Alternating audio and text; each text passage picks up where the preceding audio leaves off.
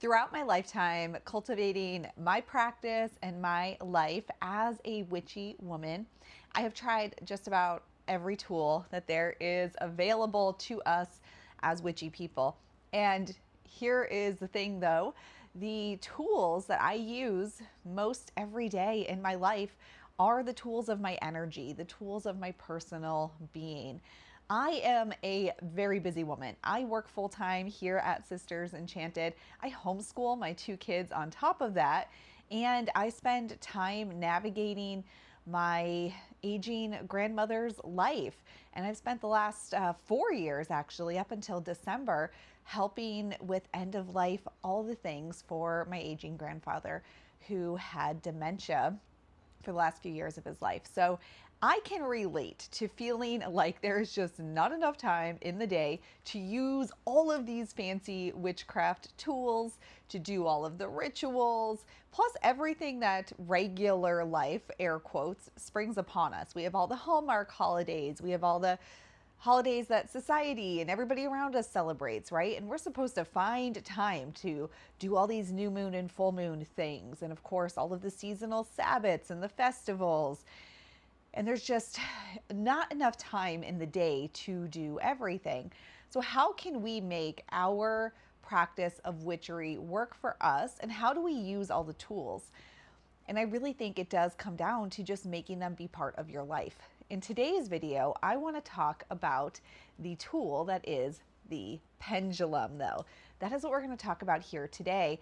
And this is top of mind for me because we just hosted an event for our Enchanted Journey membership. We host a virtual event every spring and every autumn. And this year we were so excited and blessed and grateful to be able to host that group in person in Salem, Massachusetts too. So we had a double whammy. The events happened back to back, our in-person event and our virtual event.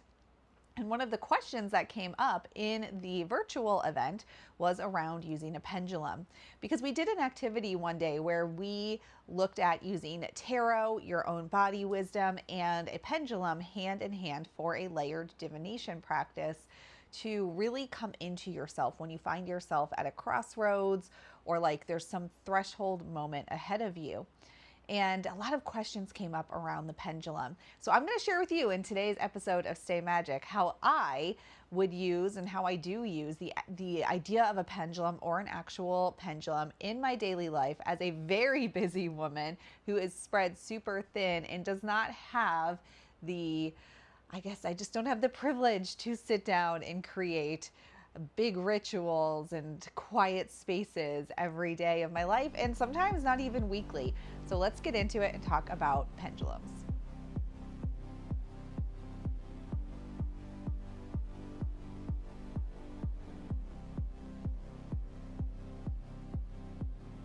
All right, y'all, I'm Sarah, founder of the Sisters Enchanted, where I've been helping witchy women just like you create more confidence, more sense of presence and intention in their lives, and overall everyday magic, because every day can feel delightful and wonderful, even when chaos abounds and it feels like you don't have a grip on anything. Ask me how I know. And one of the tools that we can use in our lives very easily actually is the pendulum. So what is a pendulum? We're not going to go too deep into all the ins and outs in this video. This is really a quick idea, quick hit, how to do it in your daily life video. But a pendulum is really nothing more than a weighted object that you can use to slow down, get present, and maybe identify some of your subconscious emotional inner cues to navigate a decision or an option, or really just get clear on the next choice you're about to make.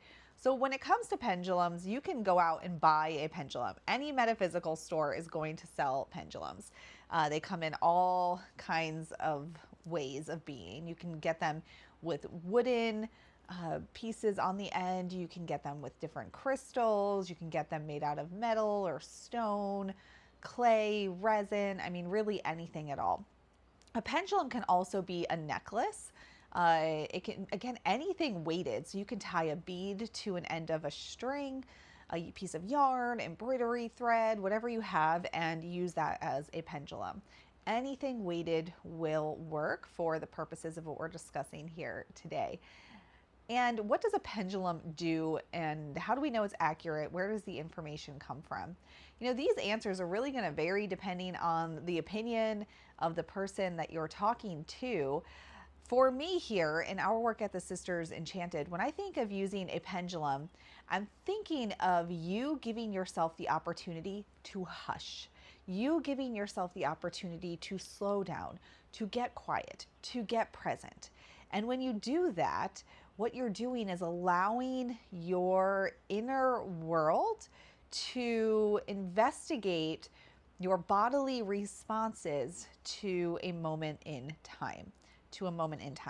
Now, when you are working with a pendulum, we can, of course, if you're a person who prays, if you're a person who connects to your ancestors, if you're a person who connects to a guide or your higher self, you can incorporate that into your pendulum practice and have that moment of connection before you utilize your pendulum. Now, how do you do it? Real quick, you want to, and I'm showing you this on this video here, which is not the most ideal way to do this, but with whatever you're using as a pendulum, it can be really helpful, especially if it's your first time, to have your elbow on a flat surface like a table. But really, we're going to want to just get super quiet in our mind, in our energy. And we can start by using our pendulum by asking it to show us what a yes looks like and what a no looks like. Now, obviously, I'm dangling mine in the air in front of me. I have an air conditioner blowing on me, and there are things happening. I think you can see the leaves moving in the background, but I'm going to do my best to show you what this might be in practice. We're going to hold the pendulum, get quiet in your body, maybe put your free hand on your heart or your lower belly, and you can say, what direction do you move when I'm thinking a yes, or when my body is telling me, yes, this is an easy yes for us. What does an easy yes look like for me? Now, typically for me, my pendulum will move back and forth, forward and back like a head nod.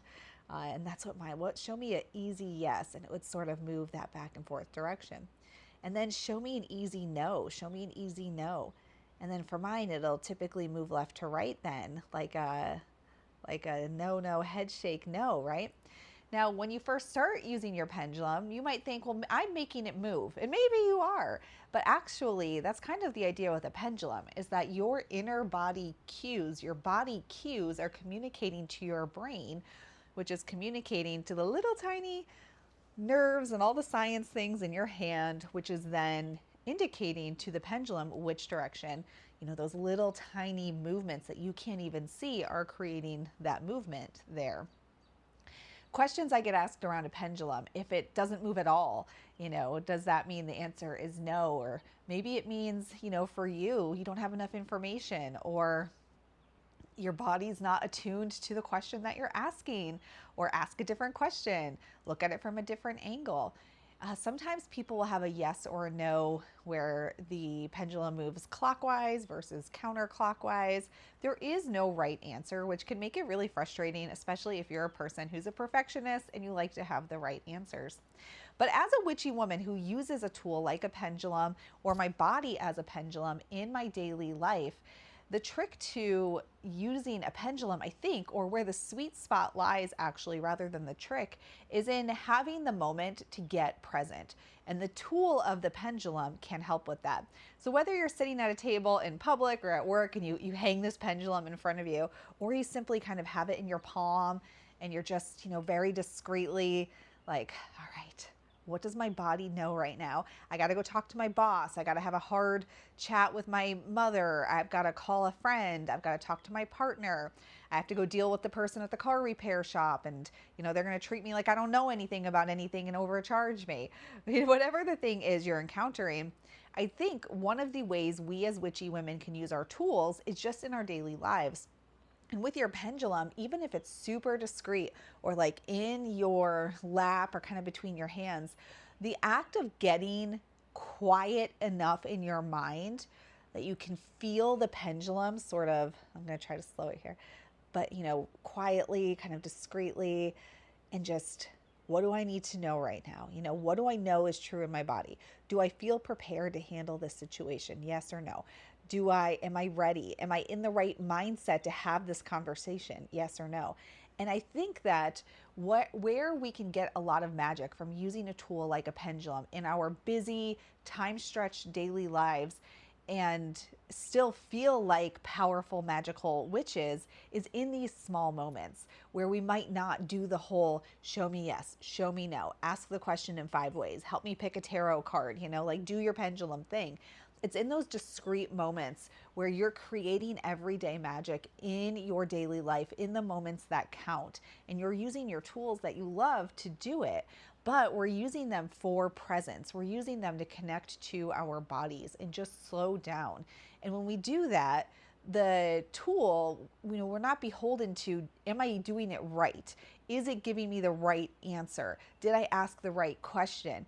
I can't tell if it's spinning or moving, because here the object of the pendulum then really becomes this connection piece to your inner world, to this moment in time, and allows you to even sort of like meditatively just feel the gentle pulse, the gentle movement of the pendulum, which allows you to get in tune with your breath, which allows you to get in tune with your nervous system, which allows you to calm down and settle down and think more clearly. And so the tools of witchery that we utilize, and we think herbs and candles and tea and rituals and tarot spreads, and like, I love that. I love the act of being a witch, right? I think I've been a witch my whole life, and it started because I loved the act of being a witch. And that's how it starts. But to be a witch actually does not require all the acts of being a witch. It requires you to harness, to utilize, and to create energy. That is what being a witch is. It's a woman or a person who is harnessing, creating, like working with energy, and you need no tools whatsoever to do that. You do not need tarot, you do not need pendulums, you do not need rituals. That's where I think we mistake what's it mean to be a witch with what's it mean to be a person who has a spiritual belief system, right? You can be a witch and not have a spiritual belief system whatsoever. And when your spiritual belief system becomes what you're using as your witchery tool, it's easy then to say, I'm not doing it right.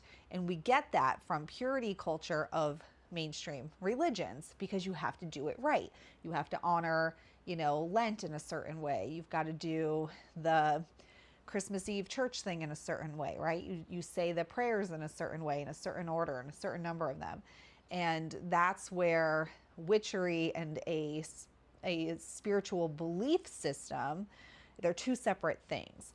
And so as a busy, working witch who's just trying to get through the day and feel like you have that active being a witch happening, even if you don't have time for it, a pendulum is a great way to do that in your life. If you wear necklaces, you can just pop it off, wrap it around your hand, and kind of hang it just discreetly, or, out if you're like, no, it's cool, everybody can see it, just put it out there and let yourself breathe and see what you can feel in your body. One of the misconceptions around pendulums is that like the pendulum is giving you the answer. Let's say like, well, my pendulum isn't giving me an answer. It's not your pendulum, it's you. It's the same as if you pull tarot cards and you can't interpret them.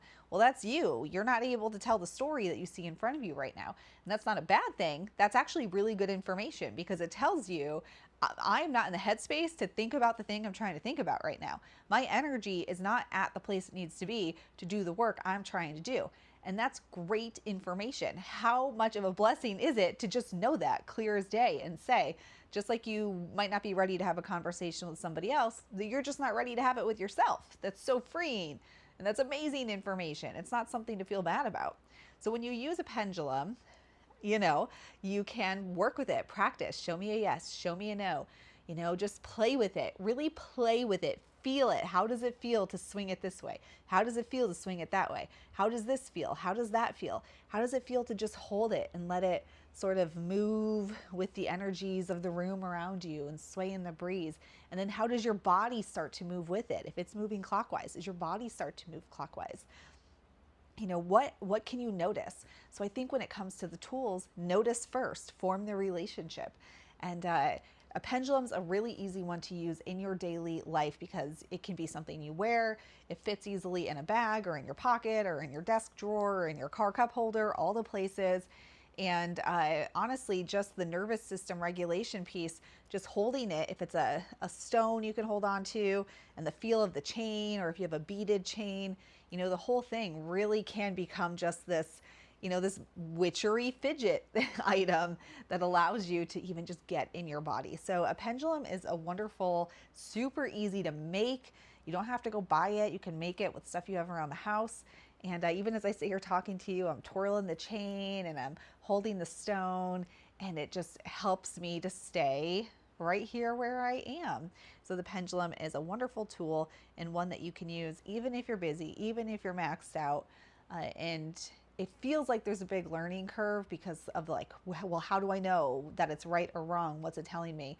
But when you remove that and you let it be this tool that's an extension of you, it's pretty easy to use when you give yourself permission to play with it, explore, and have fun. All right, I hope you found this one helpful. If you are interested in finding your witchy people who are also busy burning the candle right there in the middle, forget about both ends, check out our Enchanted Journey membership. We'd love to have you.